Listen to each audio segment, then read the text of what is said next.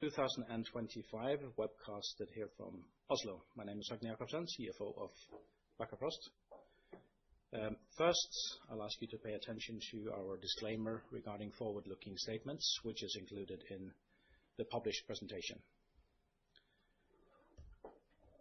This morning we will follow the usual agenda, starting with a summary of the quarter before we move into markets and sales, financials, operations, and outlook. And there are a number of appendices also included in the presentation.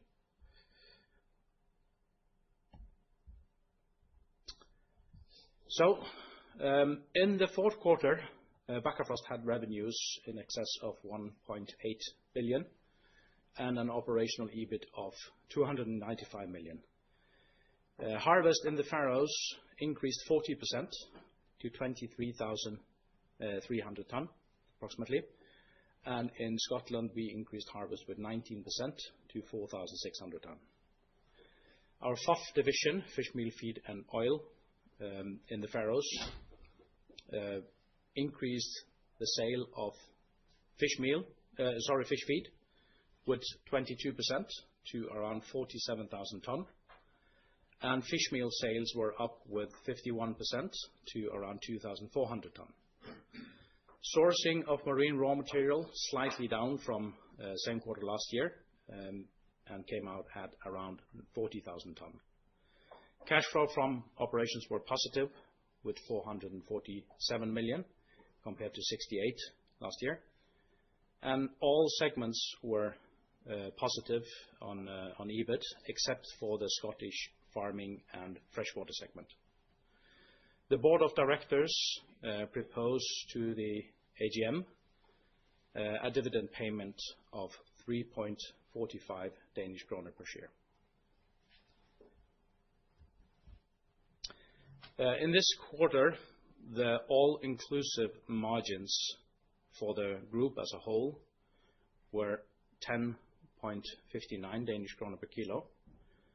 In the Faroes, the margin was 16.81 Danish kroner per kilo. And in Scotland, we had a negative margin of 21.11.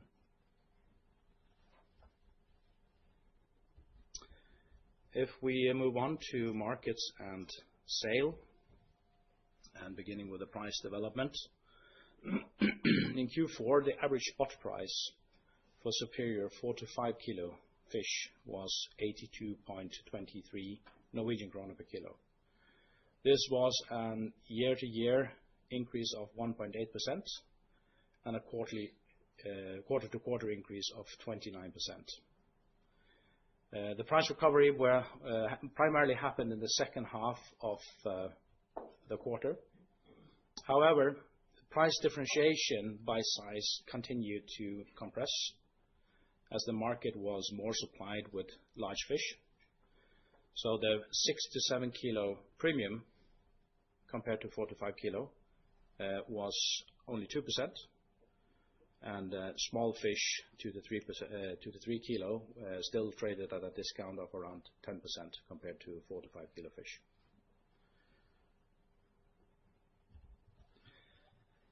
If we look at the global markets, according to the latest updates from Kontali, global sold volumes increased 8% year-on-year, reflecting continued growth in overall salmon consumption. Consumption in the EU and UK was broadly unchanged and below the European supply increase of around 2%. So an indicator of a well-supplied market with limited demand growth in the quarter. The US remains one of the strongest demand market with a consumption increase of 13% in this quarter. Growth was supported by higher supply from the Americas, while tariffs continued to influence consumer prices. A large share of the incremental supply in the quarter was absorbed by Asia and Latin America. In particular, China continued to show strong demand for salmon in this quarter. So overall, demand growth remained intact globally, but growth was concentrated outside of Europe, underlining the importance of market diversification.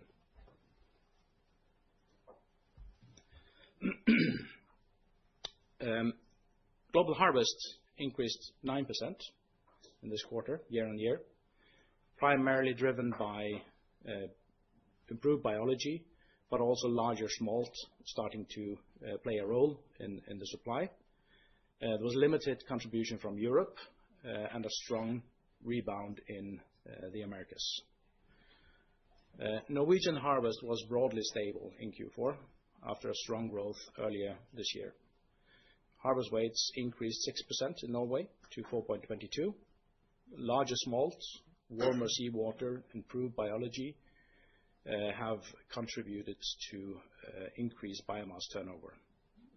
Mortality continues to improve, and downgrades are trending down in Norway, and it reached around 12% in 2025, which is the same level as in 2022. The Faroe Islands delivered a clear step up when it comes to harvest volume, at 62% increase compared to same quarter last year. Again, large smolt is a significant contributor to this development, giving a higher turnover on the biomass. Smolt weights were above 500 grams in the Faroes. The harvest weights around 5.5 kilo, and sea lice were well under control in the Faroes, and mortality low. Chile rebounded strongly after week 24. The harvest was up 27% in the quarter. If you look only at December, it was 36% up, supported by higher feeding, good biology, and improved harvest weights and low mortality as well. Canada, US increased harvest mainly due to incident-driven harvest and normal variation, and also following weaker years in the past. When it comes to growth measured in feeding, the Faroes won in this quarter with a 32% increase in feed volumes, followed by Iceland with a 20% increase, and Chile comes in third with a 15% increase. Feed sales in Norway increased 6%.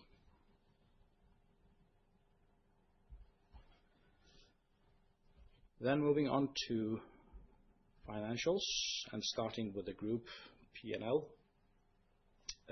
Revenue increased from 1,470 million in this quarter to 1,847 million, and operational EBIT increased from 280 to 295. Fair value adjustments 570 million, and revenue tax in this quarter amounted to 52 million in negative. Profit after tax 591 million. If we look at operational EBIT for the full year, it came out with 888 million, and adjusted earnings per share in this quarter were 2.6 Danish kroner and 6.9 for the full year. And as mentioned before, the board of directors proposes that we follow our dividend policy, which is that 30 to 50% of adjusted earnings per share is paid out as dividends.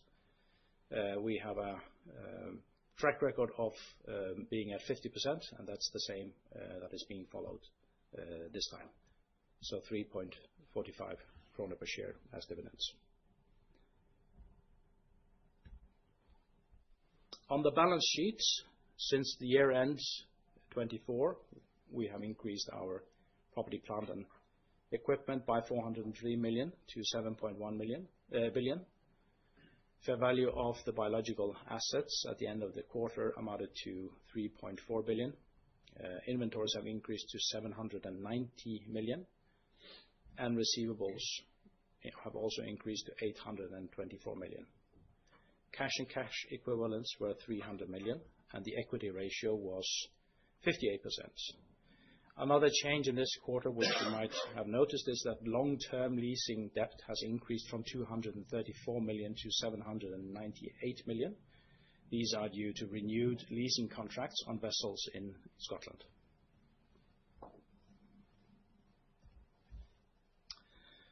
Moving on to cash flow from operations. Cash flow were positive with 448 million and negative from investments with 282 million. Cash flow from financing was also negative with 152 million, and we had a net change of cash of positive 13 million. And during the quarter, we have decreased our net interest-bearing debt to just short of 3.9 billion. The fourth quarter is a quarter in the Faroes where corporate taxes are due.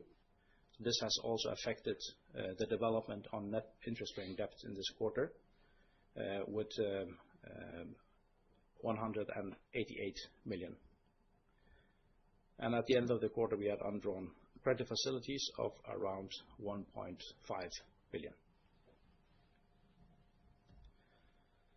Then, before handing over to our CEO, Regin Jacobsen, I would like to highlight two recent ESG achievements that we are particularly proud of. Both of them are based on independent global assessments. First, we have achieved A-list status with the CDP in their forest rating. And being rated with an A with CDP places us amongst the top 4% of companies globally, assessed by CDP. So it reflects strong transparency and a leadership in this area. And secondly, we have also entered the Corporate Knights Global 100 Most Sustainable Companies. Bakkafrost was ranked number 2 in food and beverage manufacturing and 83 globally across all industries. So together, these recognitions confirm that our sustainability efforts are delivering results and that Bakkafrost is performing at high standards, comparing also to global peers. And then it's over to Regin Jacobsen to go through the operations. Thank you very much. Before going into the quarterly numbers, I would like briefly to reiterate the scale of our operations and what fundamentally differentiates Bakkafrost with the global salmon farming industry. Bakkafrost's fully integrated value chain provides control, flexibility, efficiency, and resilience across the entire operation. Our activities span from fish meal and fish oil production through feed, smolt, biogas, farming service vessels, harvesting, processing, packaging, and sales and distribution. The core message is that we convert low-value raw materials into high-value, healthy protein at scale, delivering millions of nutritious meals to the global protein market. Our mission is to produce healthy, high-quality seafood products by leveraging our competitive advantage across the whole value chain. This is reflected in our key figures.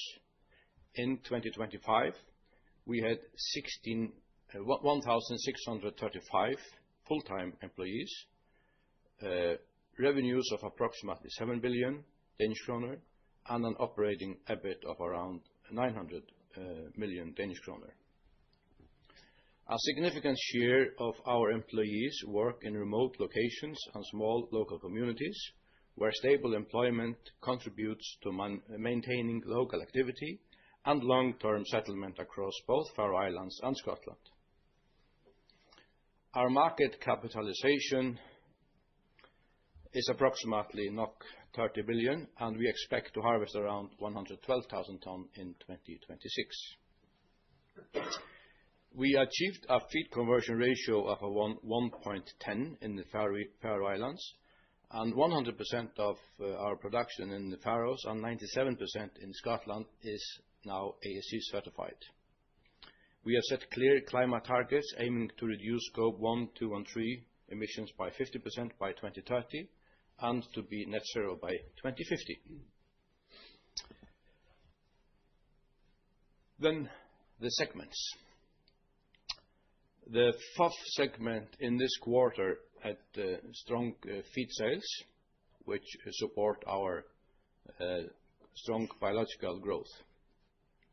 In the FOF segment, we saw in the fourth quarter feed sales increase to 47,000 ton, an increase of 22% compared with the same period last year.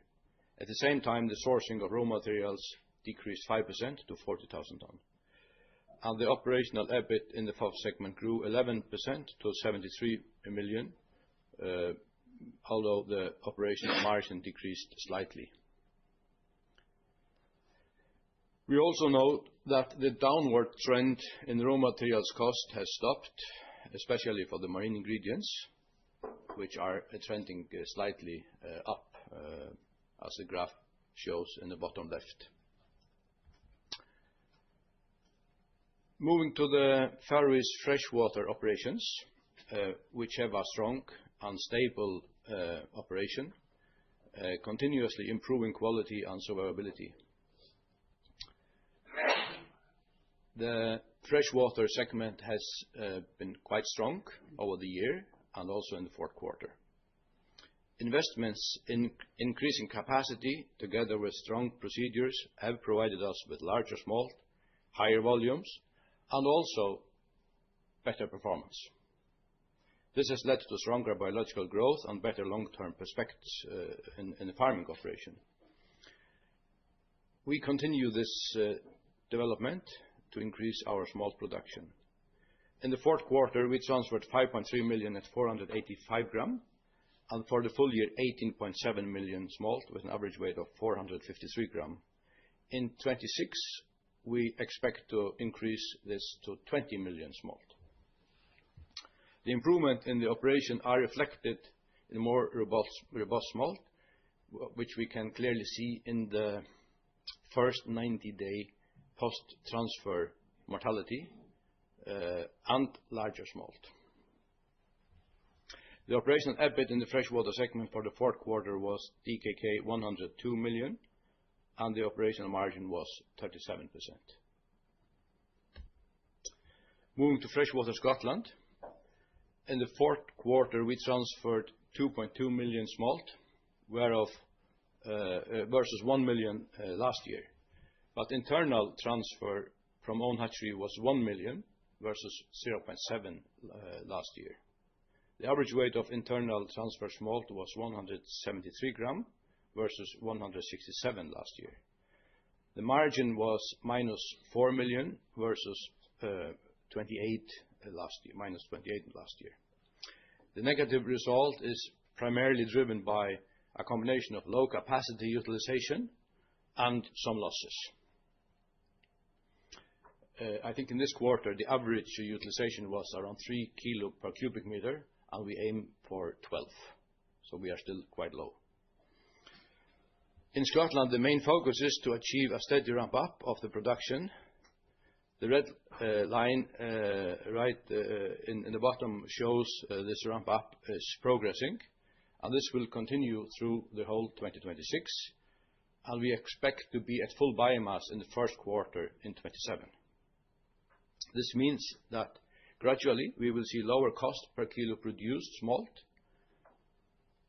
during the next 15 months. At the Bakkafrost hatchery, the operation are more stable now. Biosecurity has been improved, and the focus now is to ramp up the operation. We plan to transfer 10 million smolt in 26 in Scotland, with Bakkafrost set to produce batches of 200 to 250 gram, and some batches between 350 and 400 gram. So that will be a combination. The average weight for all smolt released in 26 is expected to be 179 gram in Scotland. Although the operational EBIT in the fourth quarter was negative, we see clear progress compared to the same period last year. The farming operation in the Faroe Islands was quite good in the quarter and also in the year. There were very good biological performance, but low prices on salmon.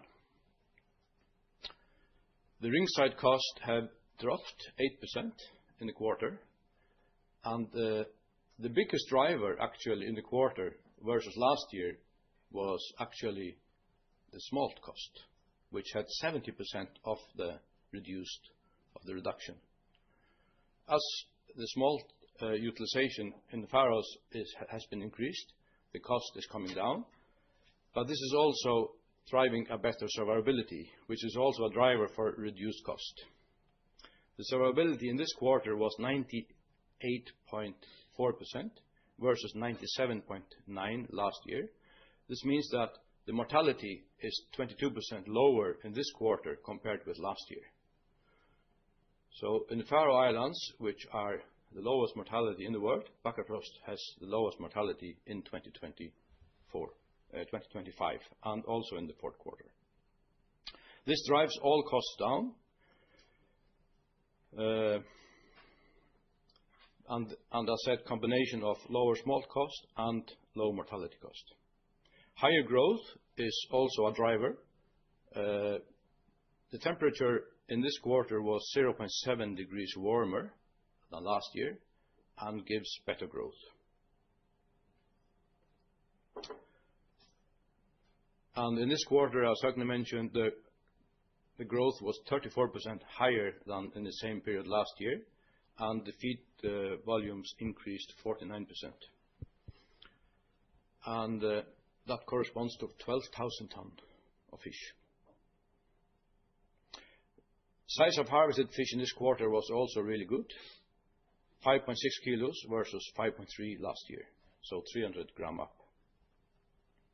So strong growth in the fourth quarter, and this led to better performance, better operational EBIT, driven by higher volumes and good cost control.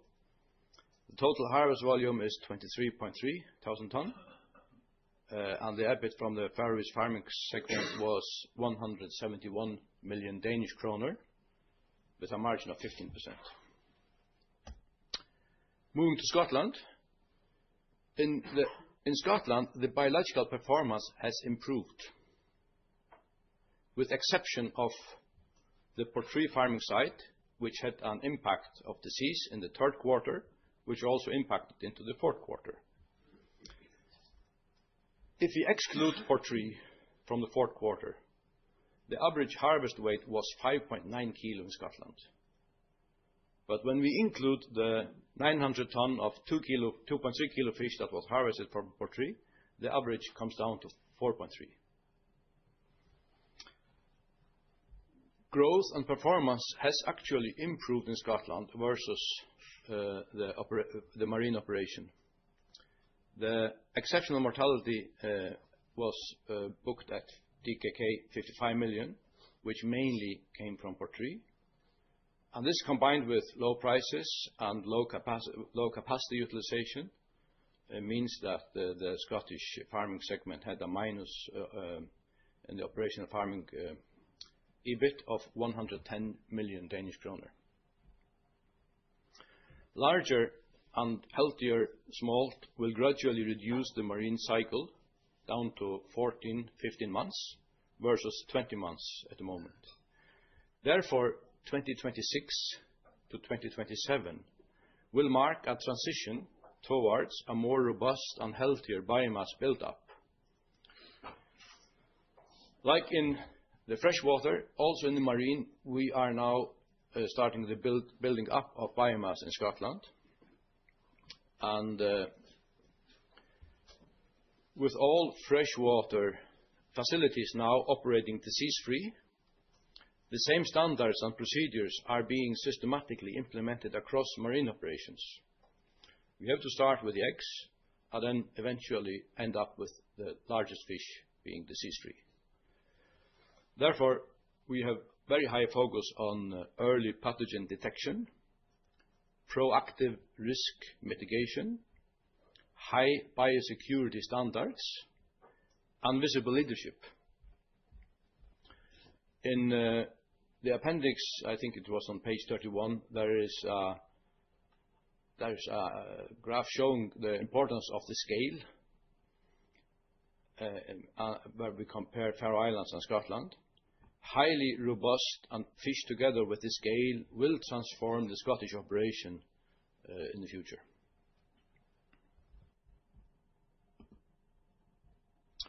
So going to the service segment. In the service segment, we see that the conversion of vessels for transfer of smolt has a significant importance for our operations. This is the first stage of the operation, and it's really important for a good start in the life for the smolt. This segment includes fish transport, treatments, farming support, harvesting, packaging, as well as biogas. And talking about biogas, in 25 we actually produced 16.4 megawatt hours of electricity to support the Faroese electric grid. This was 3% of the total electricity production in the Faroe Islands. However, a part of it goes to electricity and a part of it goes to district heating. But it is not to be neglected. It is a good support. Forecast supplies around 50% to the electrical grid and the rest of district heating. The conversion of Martin and Bakkanes completed in the third quarter 24 and third quarter 25 are now in steady improvement and increasing smolt survivability. The operational EBIT in the service segment in the fourth quarter was DKK 31 million, with an operational margin of 13%.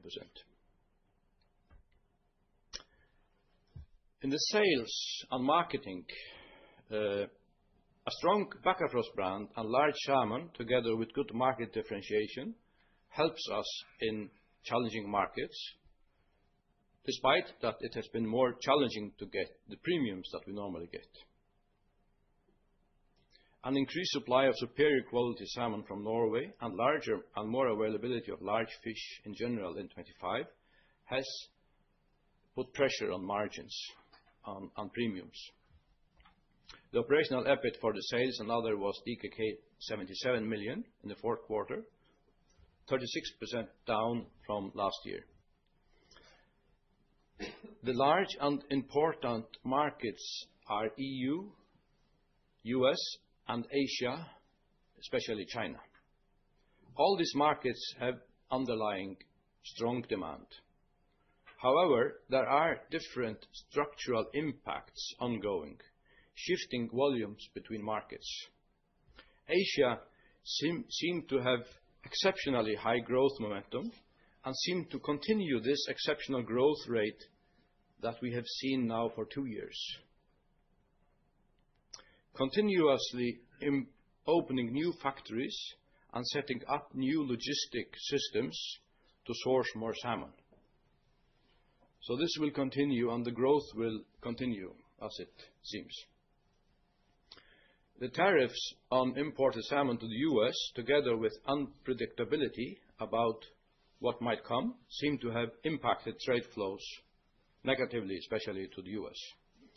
However, the underlying market demand is definitely very strong, and for Bakkafrost, we see a strong demand also in the US for our products. So we expect that our growth in the US will continue.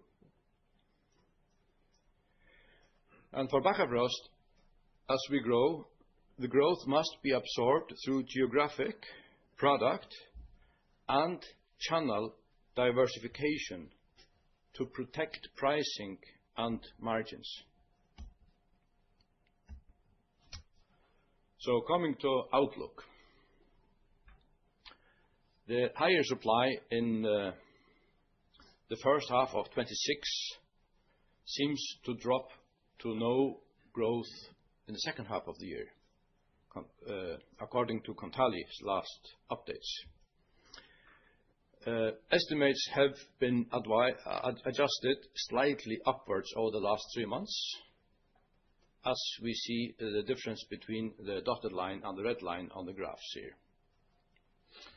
Higher temperatures and better biology have increased volumes. The global supply is very much set by Norway and Chile, which combined supply 79% of all the salmon into the market. The numbers of transferred smolt in Norway has been more or less flat the last 3 years, around 423 million fish, and in Chile, a small increase of 3% from 175 million to 180 million. Therefore, the increase in the global supply is mainly driven by improved productivity, which in general is positive for the industry. Reputation is good or improving when biology and biosecurity is improving. So this is a good development. Strong supply from the Faroe Islands and Scotland and Ireland have obviously contributed to the higher growth. Despite Faroe Islands are small in the universe, we have contributed to the global supply, increasing production 29% in 25, up to 116,000 tonnes from 90,000 gutted weight. Norway continued in January with strong supply growth of 20% this January compared with last year. And the Faroe Islands in January this year also increased 22%, from 9 to 11,000. So global supply growth in coming months is expected to come down if we should maintain the 5-6% growth in the first half, where we already have 20% in January. So overall, we anticipate moving from an oversupply into a more tight market from the second quarter of 26 and also into 27. The graph shows the expected harvest volumes in Europe and Americas. For Bakkafrost, we continue our growth trajectory. In 26, we plan to harvest 112,000 tonnes, with 92 from Faroe Islands and 20 in Scotland. The harvest will be distributed fairly even across the quarters. Small transfers are planned at 30 million for the full year. Contract share around 15 to 20%. The FOF segment expects around 165,000 tonnes. Fish meal and oil more likely to drop a bit because of lower quotas on pelagic fish in North Atlantic. And we continue our development from our Capital Market Day, where we plan to invest 5 billion over the next 5 years. And the objectives is to increase our operation up to 162,000 tonnes by 2030 from the 112 this year. And key projects in this development is our new feed factory, which will be starting operation in June. And the new hatchery both in Bakkafrost, which is now finalized, and then in Skalavik in Faroes, which is starting with eggs now in the second quarter. And new processing capacity both in Faroes and in Scotland. This growth is around 9.6% over the period from 26 to 2030. The strategy is clear: reduce the risk, increase productivity, and drive organic growth. So Bakkafrost remains firmly on track with a robust operation, clear strategy, and investment needed to secure sustainable growth and long-term value creation. Thank you very much, and now we are open for questions if there are any.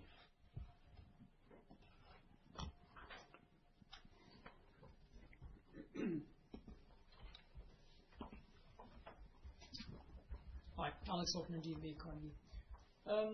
Just comment on the cost side. We've seen very good production growth during Q4.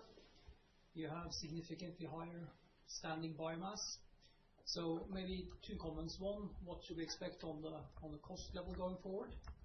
And also in terms of the harvest volume guidance. You keep it unchanged, but given the, what was it, 34% higher standing biomass in the Faroes, it seems you have quite a bit of headroom on the harvest volumes. Yeah. So on the cost, as we saw on the graph, it looks like feed costs are mainly flat or maybe a bit up, raw materials at least, on the marine ingredients. But what drove, as I said, in the fourth quarter, the cost, 70% of the drive was from smolt, and I think that will continue. And especially in Scotland, when you compare the cost in Scotland with Faroe Islands, you see that we have not started. The cost per kilo for smolt in Scotland is more than in Faroe Islands at the moment, despite that they are still very small. So when Bakkafrost is running at full capacity, we should have that similar cost in Scotland as in Faroes. So I think it is fair to expect that cost in 26 should not go up, maybe slightly down, despite that feed are slightly up. That's my take at the moment. On the harvest volumes, yes, we had 62,000 ton in the Faroe Islands 1st of January, compared with 47 last year. So we have a very good biomass, a healthy biomass, and that gives us a very good and strong starting point for the year. And we are harvesting very large fish at the moment, 6.5 kilos. So that's also strong, but it's very early in the year, and normally we are not changing our targets, quarter by quarter. So we are confident with the volumes. Thank you. Christian Nordby, Arctic Securities. Last year you had 8 million extraordinary mortality in Scotland in Q1. Is that something we should look for in Q1 this year as well, or anything substantially different as you see it today? A very good question, Christian. There are in Scotland in the farming, as I said, we are now working to aim for a similar biosecurity and veterinary scheme as in the Faroes, where every fjord is kind of in its own. So they are not mixed with other on the veterinary. So and that was my focus on the biosecurity and the focus going forward. Until now there has been a lot of diseases, and as we now move disease-free fish into the water, we need to start with the smallest fish first. We still have some batches of larger fish which are a bit exposed or have a bit weaker biology. So that's why I think that there will be a few months with some extraordinary mortality. Whether or not it will be lower, or was it 8 million Danish kroner or yeah, Danish kroner, yeah. I think it could be a similar number. I don't have a specific number. Okay, thank you. But it will not be zero. Yeah. And follow another question on Asia. You said, and we've seen Asia has had very strong growth, but you had lower share of your exports to Asia in Q4. Why is that? Yeah, our total volume is increased significantly. So we have also grown in Asia. We have grown in Asia, we have grown in the US, we have grown everywhere. I think it was not very much down. It was maybe slightly down. We are strong in it, but Asia has been very competitive. Volumes in Asia have close to doubled last year, and Asia seems to drive a huge demand at the moment. I think also year to date in 26, it has, I don't know the specific numbers, but it has close to doubled also in 26 compared with 25 year to date. Last week was record week, and this week will also be record week to Asia. But prices have been more muted compared to other markets. We have a few customers, and we want to maintain our market share also in Asia, also to protect the diversification in the market. But it's a really, really interesting development in Asia with new factories and new channels opening up all the time. So this is very positive, especially with the disruptions that we see in global markets and especially in the US. It looks like to me like some of the Norwegian are pulling out. it's a strong word to say pulling out, but at least reducing their exposure in the U.S., maybe to take the risk down. And I don't think that is because of the demand. I think it looks to me like some are leaving or at least reducing. Thank you. Martin Karlan, ABG Sundal Collier. It looks like your margins in the FOF segment is slightly down compared to last quarter. Is this driven by lower external fish meal, fish oil sales? And should this be the level to expect going forward, or could there be other impacts for this quarter that also could be relevant in the next quarter and 26? Yes, we have been in a period with higher external sales, which is now coming lower, especially when we talk about meal and oil. With lower intake volumes now, we will probably have a lower external sales of fish meal and oil, and that will have a negative impact on the margin. So I think that's fair to expect that it will be lower forward. Compared to the level now in Q4, or? No, compared with the average that we have had over the last 2 years. Yeah, okay. Thank you. Samtidig Høgna? Yes, but on the other hand, you will have increasing feed sales going forward. Increasing feed sales, that's correct.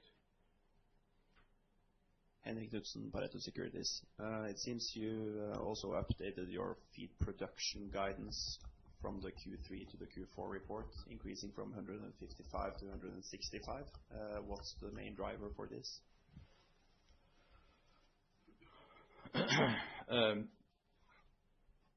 We did 165 last year, right? Yes. So harvesting more fish, larger biomass at the beginning of the year, and probably also larger at the end of the year, it's difficult to see how you can use less feed. So less than last year is difficult to explain. But then again, if you're entering the year with the 34% higher biomass in the Faroes and you're guiding for 10% growth, and you're also increasing the feed production, how does this add up? Yeah, it could end a bit higher, but 165 is what we could agree on. Okay, thank you.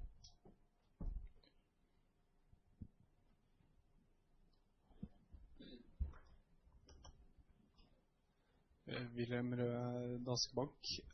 Just a question on, of course, you had relatively lower tariffs than other regions, but going into sort of more contract negotiation times, do you see any impact except for end customers having a higher cost into the U.S.? How does tariffs impact contract negotiations? I don't see it impacts so far.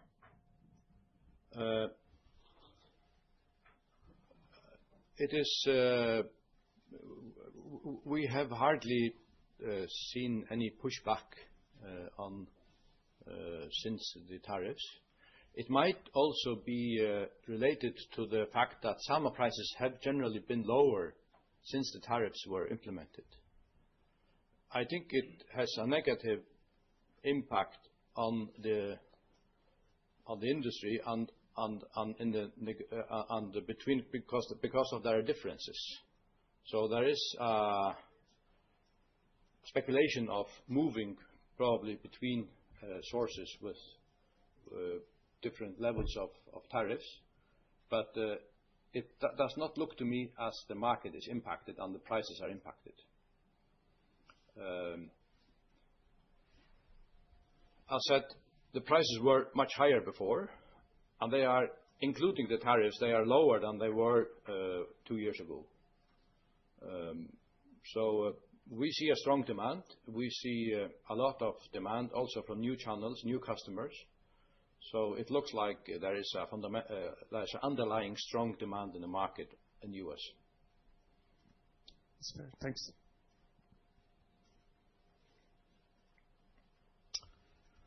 Okay, so thank you very much.